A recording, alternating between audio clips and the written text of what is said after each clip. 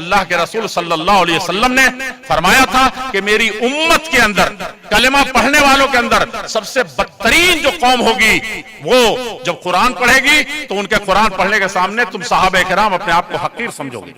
جب وہ حدیث کا ایمان کا نام لیں گے اور اس پر عمل کرنے کی بات کریں گے تو تم ان کے سامنے اپنے آپ کو ہیچ سمجھو گے.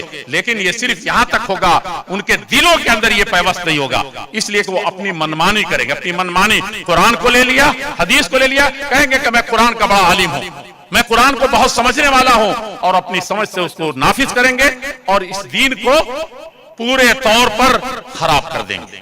یہ کون تھے؟ خوارج تھے. اسلام میں سب سے پہلا فرقہ خوارج کا تھا. خروج اختیار کیا تھا, بغاوت کی تھی اس نے, اور کس بنیاد پر کیا تھا؟ کہ ہم کو کرسی نہیں ملی, ہم کو دولت نہیں ملی, ہمارا نام نہیں لیا گیا.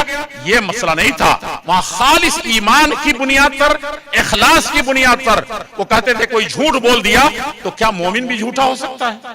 مومن جھوٹا نہیں ہو سکتا, اس لیے کہا کہ یہ کافر ہے. صحابہ نے کبھی بھی کسی جھوٹ بولنے والے کو مہا پاپ ہونے کے باوجود کافر نہیں کہا, اس کو دین سے نہیں نکالا, اس کو نہیں, یا کم سے کم یہ نہیں کہا کہ آسمان اور زمین کے درمیان وہ لٹکا ہوا رہے گا. کہا کہ بہت بڑا پاپی ہے, بہت بڑا گناہ ہے, معافی کے دروازے کھلے ہوئے ہیں, توبہ کا باب کھلا ہوا ہے.